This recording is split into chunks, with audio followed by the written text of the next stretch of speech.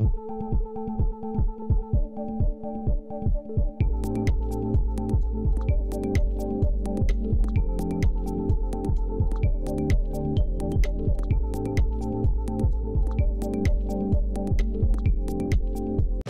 Bule, artis penyanyi dangdut kelahiran Tasikmalaya, saat ini lebih berkecimpung di dunia bisnis. Beragam bisnis pun digeluti Rina Bule, salah satunya bisnis kuliner resto dan cafe Rinbul. Lantas seperti apakah perjalanan karir Rina Bule hingga sukses menjadi pengusaha dan Wakil Ketua Umum Seniman Indonesia Maju ini? Simak wawancara bersama Rina Bule sebagai berikut. Jangan lupa like, komen, subscribe, dan share ya guys. Mbak Rina Bule. Selamat malam, halo Mas, apa kabar? Mbak Rina Bule, saat ini kegiatan apa saja Mbak? Karena Mbak Rina ini kan sudah banyak berkecimpung di dunia musik, di entertain, apalagi Mbak Rina itu sempat ngetop nih di era-eranya. Nah saat ini Mbak Rina disebutkan dengan buka usaha, kafe dan resto. Iya. Ada berapa cabang Mbak? Sebenarnya usahanya bukan bidang hanya kuliner sih ya, tapi dari jasa, catering, terus wedding organizer, bikin perumahan, bikin jalan, apa aja yang sebenarnya kontraktor juga kita jalanin. Tapi alhamdulillah kuliner yang saya tekuni ini udah hampir 22 tahun. Dari zamannya nyanyi sebenarnya udah jalan kuliner ini, dan alhamdulillah sudah mempunyai 6 cabang gitu. Cabangnya di mana aja Mbak? Pertama kali saya buka di Bali, yang kedua di Depok, di Bandung. Bandung tuh ada 3 ya, terus ada di Palangkaraya dan di kota Jakarta terakhir. Ini maksudnya bukan terakhir ya, Jakarta malah diambil yang paling belakang. Apa nih Mbak, kafe resto ini apa nih, ada makanannya khas atau seperti apa bagiannya? Pastinya kalau restoran itu kan kita harus punya makanan ciri khas ya. Tapi saya di setiap daerah saya bikin semuanya berbeda-beda. Ada apa, di Bali itu kambing, di Depok itu aneka macam salad, di Bandung itu aneka macam yang namanya iga. Kalau di Palangkaraya kita aneka macam ikan. Nah di Jakarta lah intinya semua makanan dari cabang 1 sampai cabang 6 semua ada di kota Jakarta. Saya gabungan semua dari ikan, daging, sop buntut, sop iga, pokoknya semua makanan di Jakarta ini yang paling saya kumpulkan gitu. Dulu kalau mau makan iga bakar kangen ke Bandung gitu. Nah akhirnya banyak permintaan request, nah ini saya buka di Jakarta dengan sederhana tapi luar biasa tamu-tamunya, amin. Apa namanya Mbak, kafe dan resto Mbak Rina ini yang ada di Jakarta Timur ya? Iya. Tepatnya di Jalan Raya Cegir nomor 9. Namanya dulu tetap Kedai Rinbul Resto, cuman karena di sini beraneka macam saya ganti sedikit resto dan cafe Rinbul gitu. Cuma sama aja, kalau buka Google pasti Kedai Rinbul Resto, seluruh diklik di Google semua keluar Kedai Rinbul Resto. Jam bukanya Mbak dari jam berapa sampai jam berapa? Maunya 24 jam. Tapi kita buka jam 9 pagi sampai jam 1 malam. Udah cukup lah ya, jam 2 istirahat. Mbak dulu di tahun berapa sih Mbak ngeluarin single lagu Mbak? Apa itu genrenya apa Mbak? Apa dangdut, apa pop? Kalau mau cerita ini 50 hari kayaknya kita nggak selesai. Saya umur 3 tahun itu udah jadi penyanyi cilik. Kebetulan umur 4 tahun tuh udah profesional, dikontrak di Taman Mini Indonesia Indah. Jadi kalau dulu ngelihat artis-artis cilik ya di Ancol, di Taman Mini itu saya udah berkecimpung, sudah dibayar profesional pada saat itu tahun 84 aja saya udah dibayar 30.000, bayangin itu jajannya anak SD tuh baru 500 perak gitu, 300 perak. Itu saya udah dibayar sekali manggung tuh 10.000 lah ya kan, 10.000, bahkan satu hari 4 panggung berarti 40.000 saya cari itu umur 5 tahun ya. Jadi kalau yang namanya tadi album semua total sudah 16, karena tapi saya tuh awalnya adalah penyanyi rock, penyanyi jazz, karena lama tinggal di luar makanya dipanggilnya Rina Bule. Kenapa dipanggil Bule? Karena saya dulu saya ngajar tari di Belanda, SMA itu langsung kuliah di UNJ, terus itulah dia saya langsung dibilang bule, jadi Rina Bule gitu bikin albumnya. Awal pertama bikin album anak-anak umur 7 tahun, dulu main Lirian ya, terus album Sunda, pop Sunda, album dangdut, album pop dulu, album rock dulu, dangdut paling anti. Tapi tahun 2003 saya bikin album Mabuk Janda, ya alhamdulillah itu yang bikin saya punya nama itu aja mas. Tahun berapa? Mabuk Janda di 2003. Dulu saya tapi langsung off dulu karena apa ya? Orang bilang habis lahiran. Ngurus anak dulu langsung di stop. Ada juga kan akhirnya diambil sama Mbak Tuti ya kalau nggak salah ya. Dia genrenya yang apa house musik ya kalau saya aslinya gitu. Lalu dibuatlah kembali di 2000 berapa ya? Bang Ukat minta lagi ya karena minta daur ulang. Di daur ulang itu tahun 2016 saya pulang haji tuh saya daur ulang lagi. Tapi belum sempat bikin klip karena malah dikontrak nyanyi sama ada salah satu label kita yang bergenre pop ya, karena buat kontrak iklan pada saat itu atau film sering untuk kontrak film, jadi bikinlah satu album judulnya Masih Sayang Rina Bule tuh. Itu cuman bikin klip kurang lebih bisa-bisaan tapi hanya untuk video klip dari soundtrack film. Itu aja sih mas terakhir tuh ya, maksudnya belum bisa bikin album lagi, tapi memang ada niat udahlah ini delas gitu. Iya.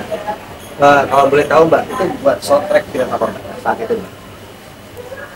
Katanya sekarang dia belum keluar, tapi perannya kalau nggak salah Mbak Luna Maya gitu.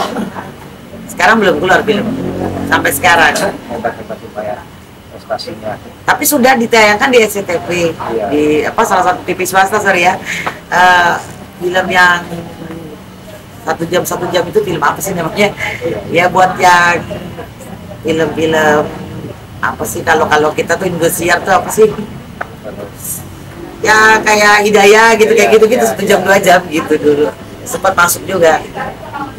Nah, sekarang Mbak Rina berkecimpung di bidang seniman ya. Sampai sekarang Mbak Rina 2024 buat seniman Indonesia Maju. Itu berdirinya mulai kapan sih Mbak? Kalau boleh tahu Mbak, seniman Indonesia Maju atau SIM? Sebenarnya Seniman Indonesia Maju itu kan baru berdiri tahun ini ya, di era tahun 2024 ini, dan baru disahkan ya. Sahnya ya, maksudnya legalnya itu di tahun 2024, kebetulan di bulan Juli kemarin gitu ya. Itu kita di Juni ya, antara Juni dan Juli deh pokoknya, tapi kalau untuk perkumpulannya itu sudah bertahun-tahun. Jadi saya dulu sebelum di Seniman Indonesia Maju, saya pernah menjadi ketua Seniman Indonesia di Depok, Komando namanya, Komunitas Seniman Depok. Saya ketua karena kenapa? Mewakili kota Depok, karena banyak artis, penyanyi, pemain sinetron itu di kota Depok ya. Jadi saya dibuat ketua dengan membernya 1.200 kalau nggak salah, termasuk almarhumah Jupe dan semuanya itu masuk semua di Komando. Karena kita didukung oleh pemerintahan Depok sendiri gitu ya, sampai semuanya kita ada lomba musik, lomba nyanyi, dan bikin salah satu semua kegiatan yang ada di Depok. Dan akhirnya Seniman Indonesia Maju ini lahir karena dia lebih spesifiknya ke seluruh Nusantara gitu ya. Karena kalau di Komando itu kan komunitas senimannya satu Depok ya kan.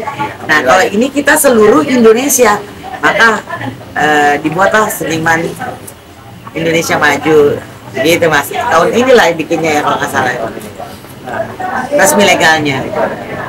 Program kerja apa saja sih Mbak yang diciptakan oleh Seniman Indonesia Maju ini Mbak? Kayaknya harusnya jawabnya ketua aja. Saya sebenarnya kemarin memang disuruh maju, tapi memang sebenarnya udah letih, capek karena banyak pekerjaan. Saat ini saya memegang 4 perusahaan dan ada rumah makan seperti ini kan banyak memakan waktu. Yang akhirnya saya membantu ketua Ibu Reza ini ya. Programnya saya pengen tadi menitipkan juga sama-sama kita kita sebagai seniman, bagaimana caranya seniman itu tidak susah ketika sampai hari tua. Seniman itu meluas ya Mas.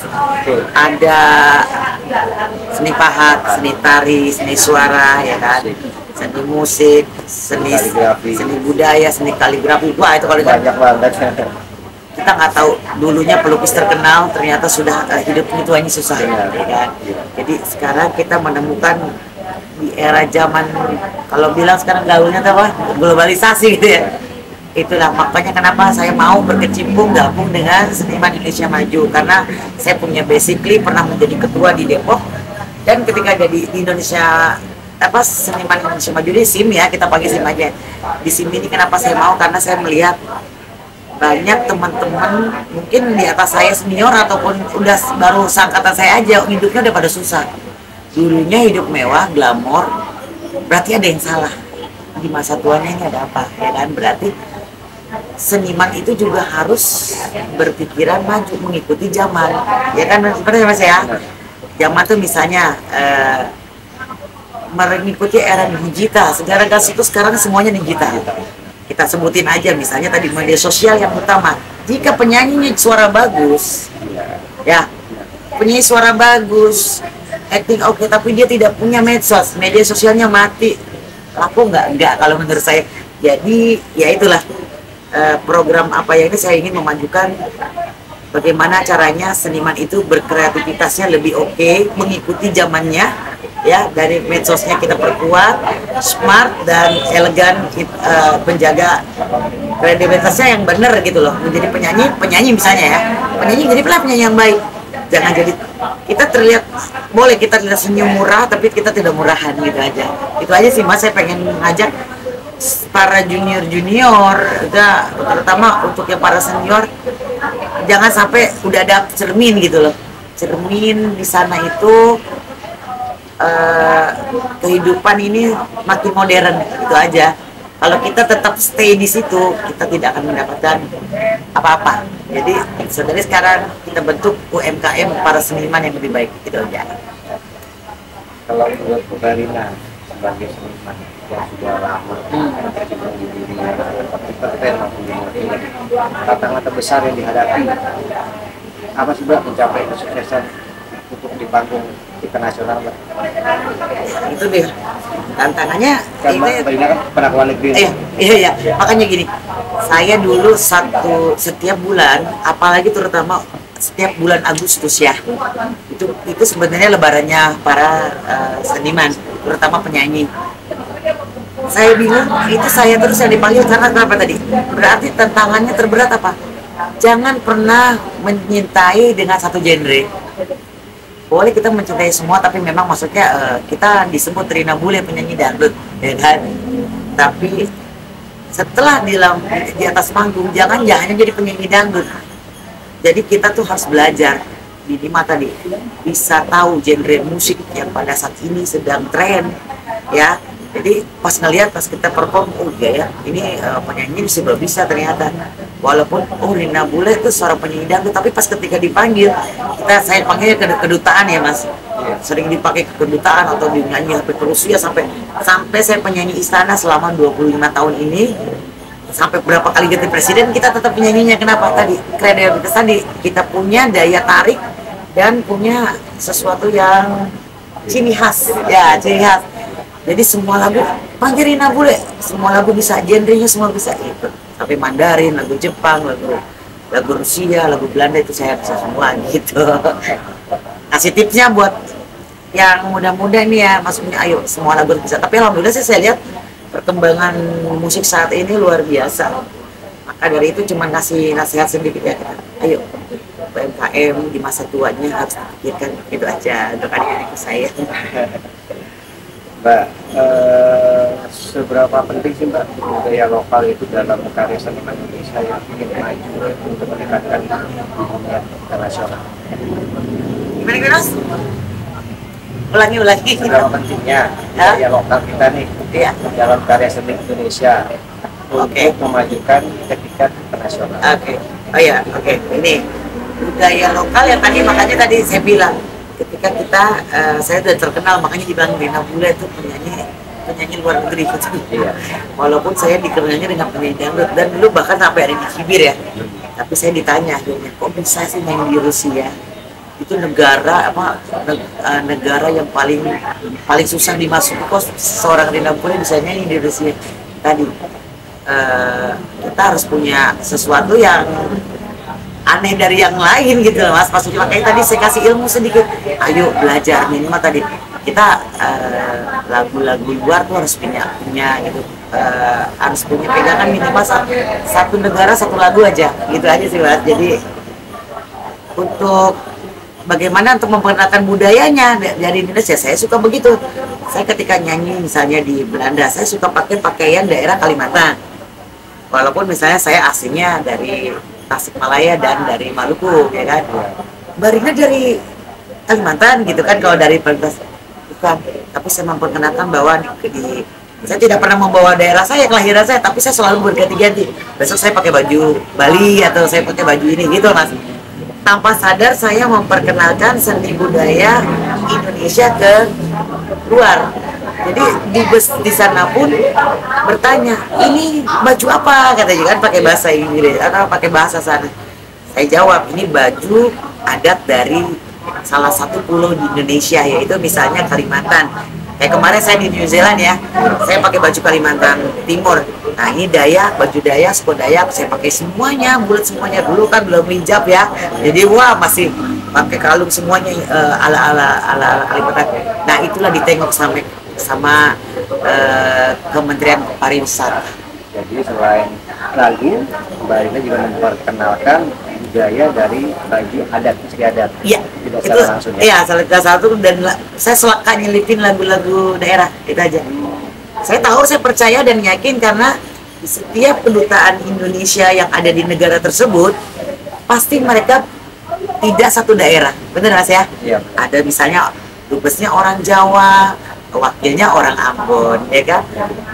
Sekretarisnya orang Sunda.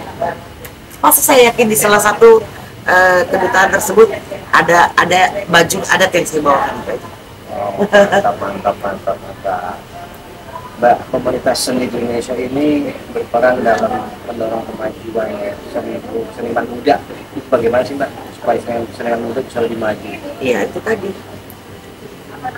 Seniman muda saya lihat memperhatikan, makanya kita pembuatan seni ini kenapa kita akan membantu secara ekonomi, kita akan membantu secara semuanya tadi. Tetapi kalau artisnya sendiri tidak mau berubah, maka dari itu artisnya harus ikut berubah. Tadi misalnya, ayo bikin medsos masing-masing, medsosnya ngetek misalnya tadi Kementerian Pariwisata, ya kan. Saya nyanyi pakai baju adat ini loh, ya kan. Itu tanpa sadar iklan, teman-teman ya, adik-adikku saya dulu begitu caranya. Jadi pas ngetek ngeliat begini, wah ini zaman dulu ya, intinya kita masih zaman tahun 90, itu kan handphone aja belum ada semua. Tapi saya sudah berpikir gimana ini adalah globalisasi yang akan datang. Itu sudah saya lakuin di tahun 90. Saya pengen teman-teman sekarang, maksudnya adik-adik apalagi, itu luar biasa sekarang teman-teman, memang medsosnya kuat kan, ya kan, anak-anak sekarang. Jadi makanya, tapi banyak yang masih ngelantur gitu, ngelanturnya nggak sesuai dengan ininya. Ya tadi kita harus, makanya nanti di SIP itu, di Seniman Indonesia Maju, ini adalah perkumpulan para seniman. Kita akan bikin seperti seminar, ya Mas. Seminar gimana caranya, yang mau ke era digital pada saat ini, kita harus begini. Penyanyi mau ikutin nggak? Coba sekarang Mas saya tanya, kaset emang laku? Nggak kan? Kenapa kita nyetel YouTube sekarang? Klik kita dapat duit. Kita klik pakai lagu orang, kita kena denda. Itu sudah kita atur. Makanya kebetulan saya juga ada saya adalah di PAPRI ya, Persatuan Artis Pencipta Lagu Penyanyi Republik Indonesia. Saya juga salah satu pengurus pusat. Dulu sama-sama almarhum Glenn Medri saya berdua bagian. Sekarang saya dengan Koni Konstarika, saya adalah divisi sosial. Ya, jadi makanya di Seniman Indonesia Maju ini, kalau di sana itu lebih ke era di digitalnya ya Mas, kayak misalnya tadi ciptaan lagu ciptanya dapat duit ini semua. Kalau di SIM ya teman-teman, di Seniman Indonesia Maju perbedaannya adalah kita para artis ini bagaimana kita kursuskan bagaimana lu bisa cari duit melalui YouTube gitu. Kalau di sana kan terima duitnya, kita ngasih tahu cara-caranya untuk menjadi penyanyi era masa kini di masa digital gitu. Oke, ya. Langsung dirangkum tuh Mas. Benar. Mbak, menurut Mbak Rina, peran pemerintah nih Mbak dalam mendukung kemajuan seniman Indonesia di kancah internasional seperti apa sih Mbak? Kalau kita lihat dari setelah zamannya eranya almarhum Pak Soeharto, ya, kesininya tuh seniman kita atau seni kita tuh kayaknya agak kurang Mbak. Jujur aja, kalau saya melihat seperti itu. Iya. Apalagi kemarin COVID ya, itu benar-benar parah. Semua seniman atau seni apapun di dunia entertain itu benar-benar mengalami drop gitu. Nah gimana Mbak? Menurut Mbak, ini pemerintah mendukung seperti apa sih? Karena saya sudah banyak berkecimpung dari zamannya di Depok ya sebagai ketua. Mungkin Mbak Reja sendiri kalau tanya ini nggak bisa jawab. Jadi gini, peran pentingnya pemerintah tuh sangat penting ya. Maksudnya jangan seniman itu ada gini, gua anak musik guys, tapi preman nih kan. Gua anak musik, ini gua anak musik nih. Misalnya kita ini pemain kafe gitu ya. Ya dia tidak mau tahu aturan dan kita ikutin aja aturan pemerintah bagaimana ya kan. Jadi makanya pemerintah tidak begini, kita yang mendorong pemerintah. Bagaimana caranya tadi? Dekatkan dulu, tak kenal maka tak sayang.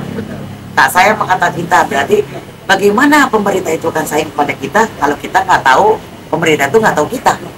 Jadi akhirnya makanya di salah satu, sorry saya sebutin ya, Papri ini sudah tembus dalam istana dan insya Allah alhamdulillah insya Allah Papri SIM akan seperti Papri. Kalau Papri punya tujuan sendiri, tapi SIM ini akan lebih luas karena insya Allah Mas, di SIM ini kita punya program membantu para seniman ya, seniman bukan para penyanyi ya, para seniman akan mempunyai rumah. Yang belum punya rumah nih ya semuanya guys, para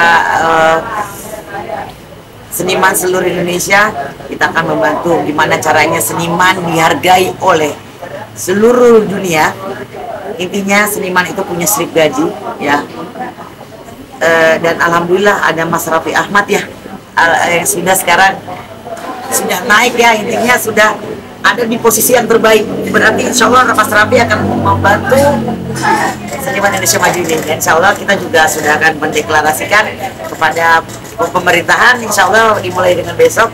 Mohon doanya, mudah-mudahan SIM ini membawa kebaikan, keberkahan untuk para seniman. Karena gini, jangan pernah hanya tok menyanyi misalnya, jangan pernah jadi penyanyi, jadi pemahat patung. Ada orang yang sampai ini Mas, udah dia tuh udah independennya udah patung aja. Tolong hargain istri atau suami Anda. Misalnya tadi suaminya pemahat patung, istrinya mau dia kerjanya tuh bisa usaha UMKM. Nanti kita ajarin UMKM. Misalnya tadi cara berdagang karena saya waktu COVID ya Mas. Ya Allah, saya paling ingat saya punya restoran di Depok itu, saya di atas lantai 4 itu kedai Rinbul ada 212 gitar ya, kurang lebih keyboard itu ada lebih dari 100. Dari mana? Orang ngegade ya. Musisi pada saat COVID semuanya gade alat musik, bahkan sampai mic. Mungkin untuk apa sudah terkenal lah kedai Rinbul. Jadi kenapa orang jadi, pada saat itu saya bilang, ayo lo pemain gitar ya kan, lo pemain gitar di kafe, belajar dagang. Saya punya agen sembako Mas ya, saya punya agen minyak, di sembako, pokoknya sembako semua saya kasih free untuk para seniman. Jadi sepinya gini, kamu mau jual minyak ambil 100 rak gitu ya, nanti tinggal setor, nggak perlu ngambil pakai modal. Gimana nggak baik saya ya, saya memikirkan ada jawabannya begini, nyanyi itu tidak akan pernah ada matinya, musik itu tidak pernah matinya, jadi hotel itu tidak akan pernah ada matinya untuk kita ngamen. Dan akhirnya terjadilah COVID. 1 tahun mungkin kita masih punya tabungan, tapi tahun kedua begini semua ya. Itulah tadi takaburnya, insya Allah dengan adanya SIM saya pengen, makanya sudah ada pengalaman ini. Ayo, kayak tadi saya bilang Mas, istrinya seni pahat, suaminya kerja. Minimal istri itu membantu suami bukan untuk cari nafkah ya, tapi untuk membantu biar ada berkahnya. Minimal kalau terjadi sesuatu seperti ada COVID lagi, aman. Dia punya usaha sendiri. Akhirnya tadi yang gengsi untuk jualan minyak ya, musisi loh ya. Saya nggak perlu sebutan itu, intinya kalau yang punya nama aja sengsara, gimana yang nggak punya nama yang cuma ngamen-ngamen di kafe sampai jual-jual minyak gitu mas. Insya Allah, alhamdulillah, makanya saya bisa nolong pada saat itu ya, saya bisa nolong. Bahkan saya di zaman COVID saya bisa buka cabang di Kota Bandung. Itulah kenapa saya jadi seorang penyanyi, saya seorang musisi, saya pencipta lagu, saya seorang seni tari, saya seorang pelukis, saya seorang guru musik, saya semua bidang alat musik saya bisa. Kenapa saya selalu membicarakan seperti itu, bagaimana caranya para seniman itu tidak dipandang sebelah mata. Ayo berintelektual, ayo semangat untuk berilmu, mencari ilmu. Jadi ketika kita memberikan pengarahan, misalnya kita mau bikin kayak seminar mas, gabung ya, kita seminar itu tidak bayar, nanti gratis malah dikasih misalnya bagaimana caranya menjadi seorang penyanyi sekarang yang ahli digital. Tadi misalnya jangan dibohongin ya mas ya, misalnya ayo lu rekaman gini, udah nggak zaman sekarang. Jadi gimana saja diajarin teknik digital marketingnya, nanti kita akan ajarin pakar-pakarnya nanti insya Allah dari pemerintah yang insya Allah gratis semua. Mohon doanya aja, mudah-mudahan semua terrealisasi, termasuk mas kameramen semua ini seniman dong. Besok dapat rumah semua ya, amin. Mantap Mbak Rina. Mbak, kontribusi seniman nih Mbak di Indonesia terhadap perkembangan seni kontemporer global itu gimana? Sebenarnya udah saya jawab tadi mas. Iya, udah saya jawab tadi. Lebih fokus lagi. Iya, kontemporer global itu kayak tadi krisis penjualan sebenarnya. Ya, itu terbalik lagi kembali kepada perekonomian. Benar. Perekonomian tadi, penjualan album, kaset, CD semuanya apa?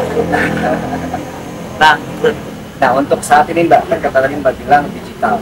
Ya. Gimana nih Mbak caranya seorang musisi pencipta lagu bisa mendapatkan royalti ya kalau disebutnya? Ya. Royalti kan dulu kan ada Ya. penjualan CD, Ya. RBT dan segala macamnya. Ini gimana Mbak? Ada dering ya. Ada dering. Oke, makanya tadi kita punya badan namanya LMK ya, sama itu kita ada pencipta lagu, makanya tadi dimasukin LMK. Jadi nanti SIM juga akan bekerja sama. Jadi satu klik orang berkaraoke ya itu mendapatkan 250 perak. 250 perak penyanyinya, 250 perak pencipta lagunya. Nah, itu kan baru kita buat LMK itu untuk penyanyi dan pencipta lagu ya. Makanya kita buat SIM Seniman Indonesia Maju ini, saya akan berlakukan sama, yaitu bukan hanya untuk penyanyi, tapi untuk para seniman. Jadi seniman itu tadi seni pahat, seni patung.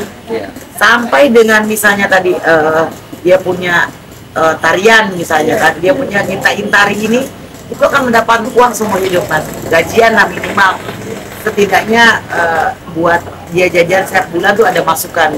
Kayak tadi, asalkan dia berkreasi kepada era digital marketingnya. Bagaimana caranya nanti pendaftaran, silakan daftar masuk ke SIM, para seniman seluruh Indonesia daftar menjadi member SIM. Insya Allah nanti kita ada pelatihan gratis di seluruh Indonesia. Jadi misalnya, seninya apa? Anda apa? Saya seni pahat, masuk. Seni pahat cuma jualan seni di kebun, di hutan, laku nggak mas? Nggak laku kan? Tapi kalau kita secara digital marketing tadi dengan medsos, kita shoot dia cara pembuatannya, itu bule akan melihat semua. Kita sudah ada tempat pasti Depok ya. Nah, itu ada pelatihan orang-orang bule ingin belajar memahat patung. Ada dari Australia 18 bule itu belajar pelukis. Ada bule lagi belajar main ini gamelan.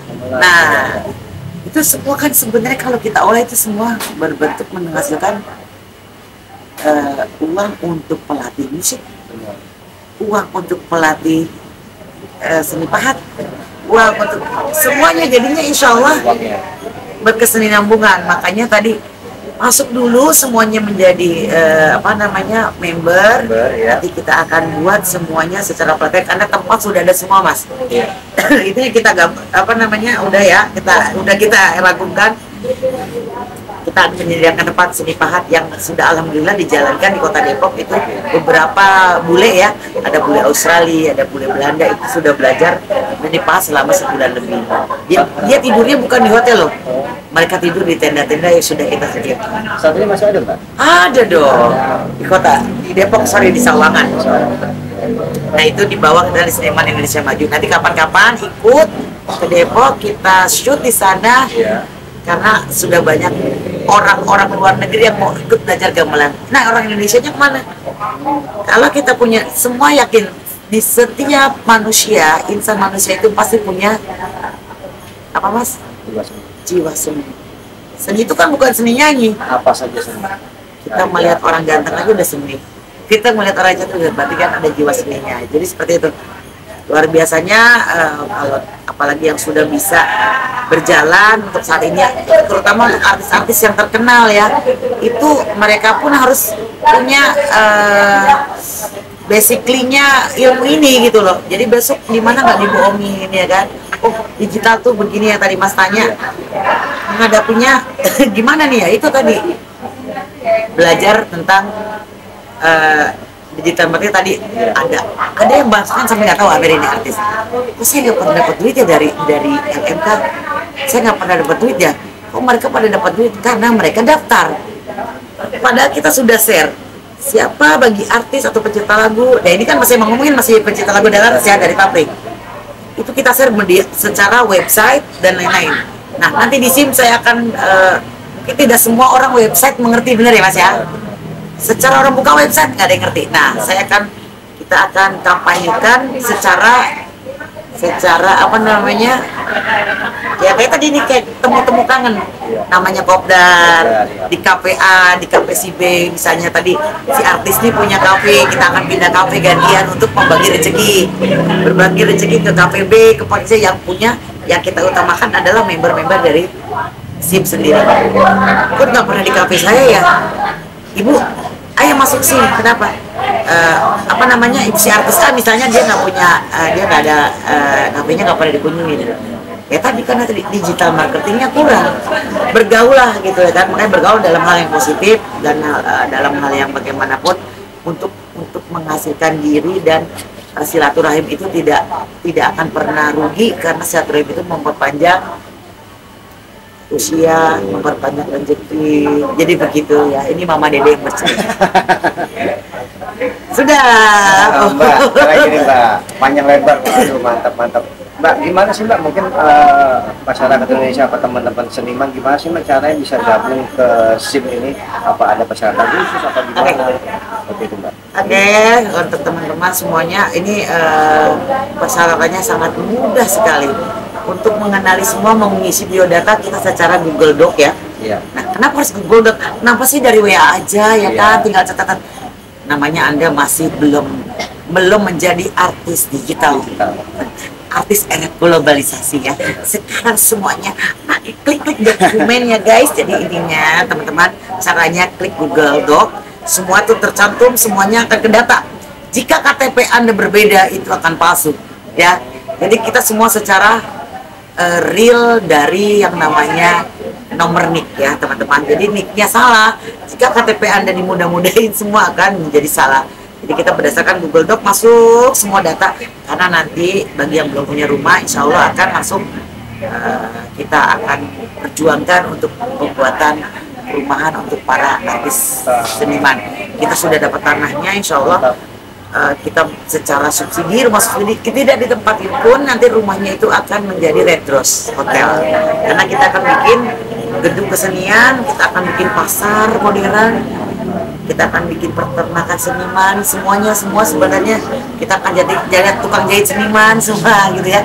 Insya Allah sudah terorganisasi, dan alhamdulillah insya Allah Pak Presiden kita yang baru mudah-mudahan mendukung semua yang namanya punya rencana kita dari Seniman Indonesia Maju. Dan alhamdulillah memang mas, sampai hari ini semua dari para pembina pun sudah sangat setuju, dan memang kita ada sedikit yang mendorong kita, bukannya kita yang nyari, tapi malah pemerintah yang mencari kita.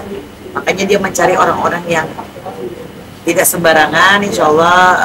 Tadinya saya juga tidak mau ikutan, tapi dengan punya visi misi yang seperti ini, saya berarti punya terbuka lagi hatinya, karena saya senang menolong orang lain gitu aja. Karena kalau tidak ada manfaatnya, hanya untuk kumpul-kumpul, ketawa ketiwi, saya mungkin mengundurkan diri. Tapi kalau ada manfaatnya untuk orang lain, sampai kita nggak ada umur tapi selalu nama kita selalu wangi gitu aja. Jadi insya Allah mari kita bersilaturahim di Seniman Indonesia Maju. Silakan datang di kedai Ripul ya, di sini tempatnya kumpul-kumpul juga teman-teman.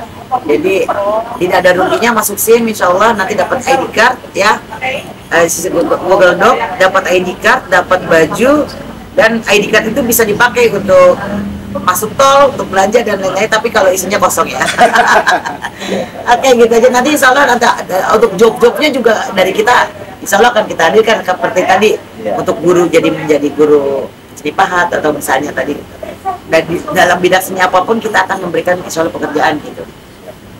Mbak, yang terakhir nih Mbak, sebelum kita nanti melihat Mbak Rina Bule nyanyikan satu lagu aja, lagu yang dulu nih gitu kan. Nah, pesan apa nih Mbak untuk pemerintah di eranya Pak Prabowo dan Mas Gibran, terusnya pesan apa untuk teman-teman seniman se-Indonesia, baik itu seniman dari musik atau dari film atau apapun itu jenis seninya.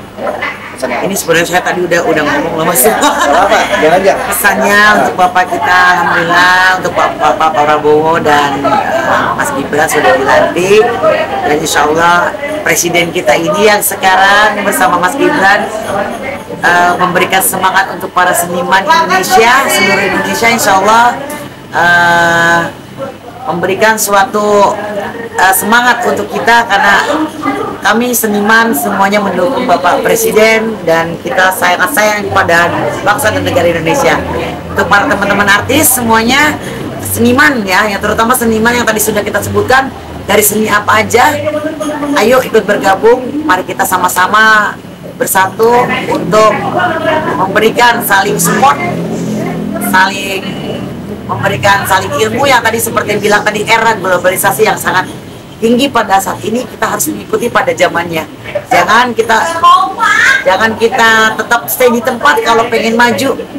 Jangan kita diam diri kalau kita pengen dikenal orang. Jadi ayo yang tua, yang muda, yang sudah senior pun, mari kita gabung sama-sama mendukung seniman Indonesia Maju. Bagaimana caranya seluruh Indonesia para seniman itu mendapat kehormatan dari pemerintahan pun akan mengangkat diri kalian menjadi suatu seniman yang selayaknya di negara Indonesia. Terima kasih. Terima kasih Mbak. Assalamualaikum warahmatullahi wabarakatuh. Terima kasih Mbak.